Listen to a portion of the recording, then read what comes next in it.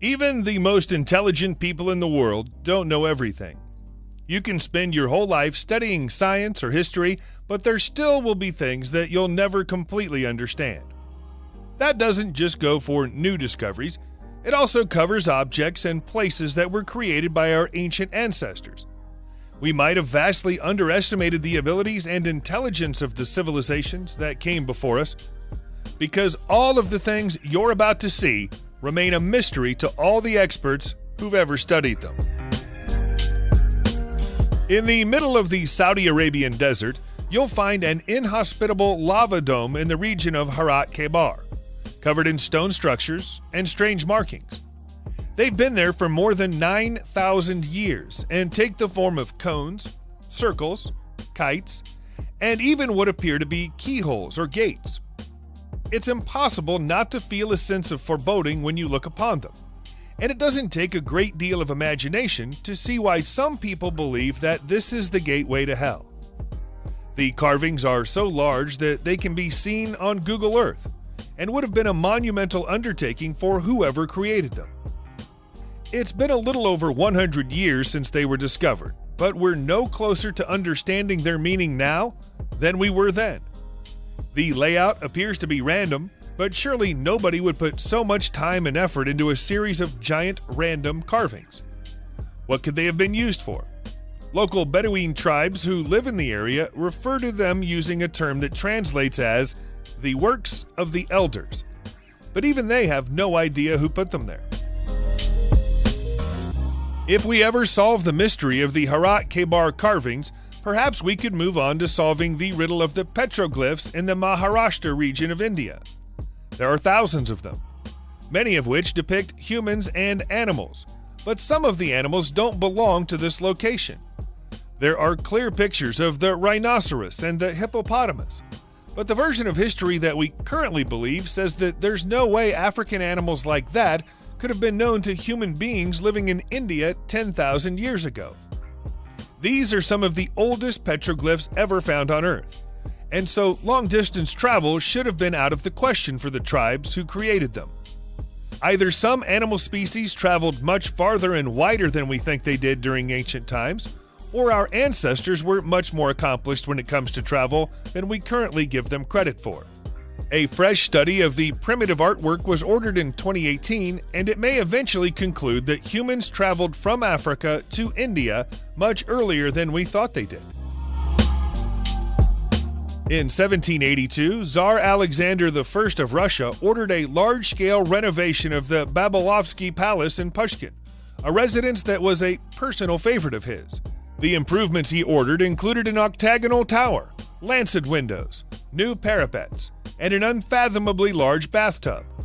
We're all familiar with the idea of having a large hot tub for entertaining friends, but this is ridiculous.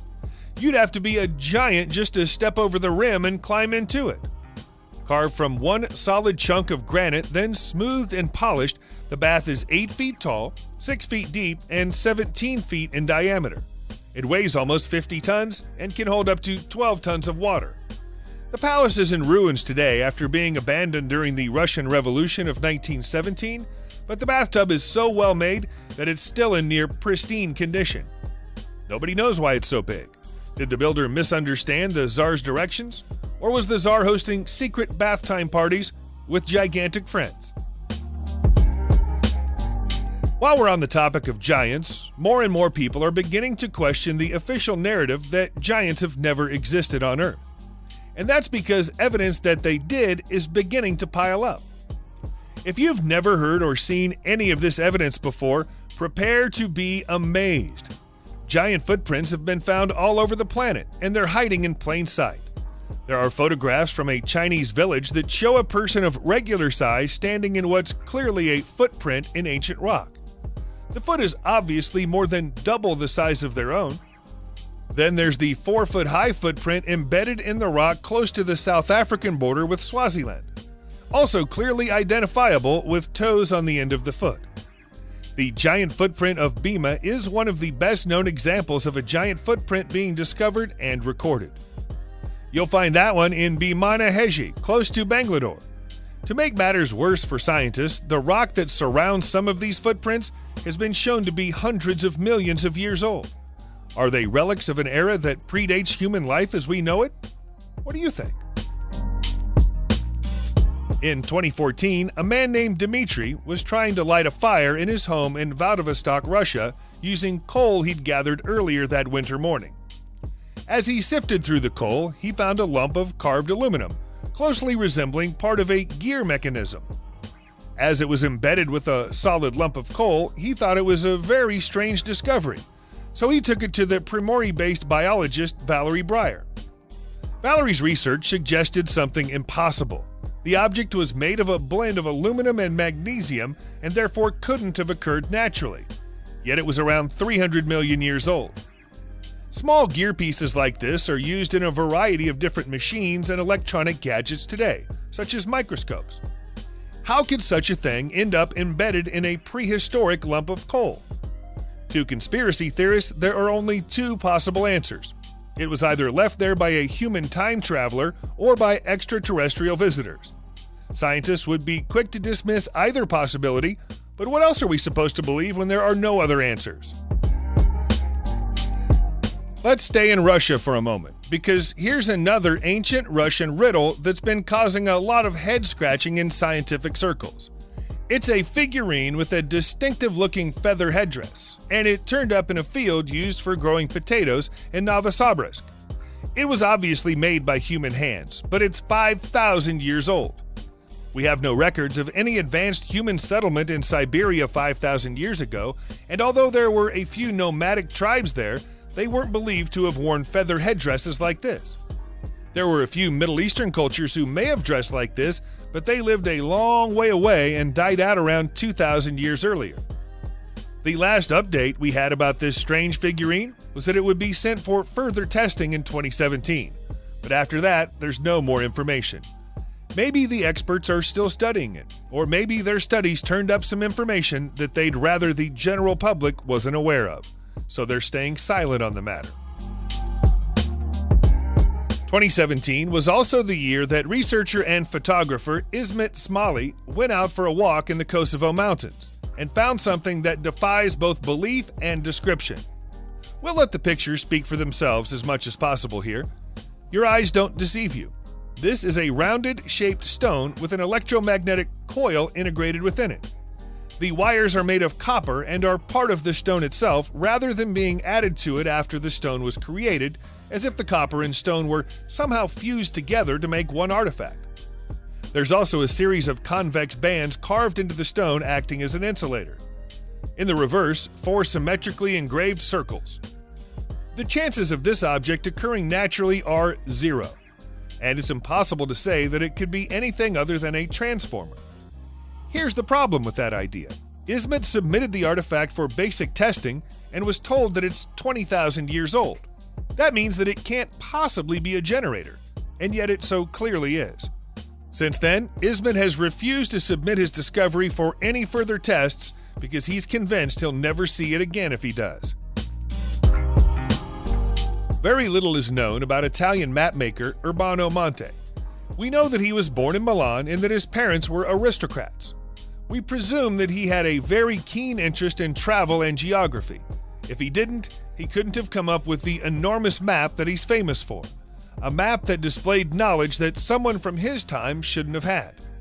The colossal map, made of 60 individual sheets of paper, measuring 27 square feet when fully assembled, has the North Pole at its center. A perspective that nobody else would have used in 1587 when Monte completed his work, and very few people use even today. His idea of Japan is a little off-kilter.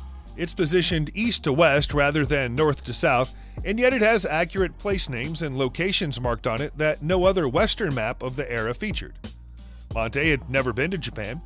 We have no idea how he acquired that knowledge or why he felt so able to draw the Earth, as it might appear as if he were hovering far above the North Pole when he was making sketches. The much-fabled sculptures known as the Fat Boys of Guatemala might not have the most flattering name in archaeological history, but they do have some remarkable properties. As their title suggests, they're short, squat depictions of male figures. But there's more to the sculptures than just their shape. The pre-Olmec carvings, which stand in La Democracia's town square, are around 4,000 years old and possess a positive magnetic charge. The placement of the charges on the right-hand side of the head of each statue mean that this wasn't an accident. The artists who created them knew what they were doing. This predates the earliest known human experiments with magnetism, which happened in China about 2,000 years ago. The position of the statues created a U-shaped magnetic field, but what the ancient Mesoamerican civilization that created them would want with such a field is anybody's guess. There's no sign that they ever worked with iron, so they couldn't have had a practical use for one. Yet again, this is an ancient question without an answer. Returning to Europe, we find the statues known as the Giants of Monte Prama, standing close to Cabras on the western edge of Sardinia, an island that belongs to Italy. They're impressively large creations, each of them stands 8 feet tall, and they have large, flat, disc-shaped eyes that make many people who look upon them feel a little uneasy. They've stood the test of time, but nobody knows quite how much time they've spent standing there. Most experts place the date of their creation between 3,100 and 2,800 years ago and point to the Nuraghic civilization as the most likely builders. Unfortunately, our records of the Nuraghic people aren't extensive. They were driven from their land by the Roman Empire around 2,200 years ago, and the Romans stamped almost every trace of them out of existence. They must have taken a liking to the sculptures, though, because they left them alone. The 1974 discovery of ancient tombs close to the statues implies that they might have been positioned there to guard the dead, but that's just speculation. In the summer of 2019, a farmer named Tom Giddens felt his plow strike something solid while he was working his field in Sampson County, North Carolina, USA. When he got out to investigate, he found this battered, heavily eroded stone face.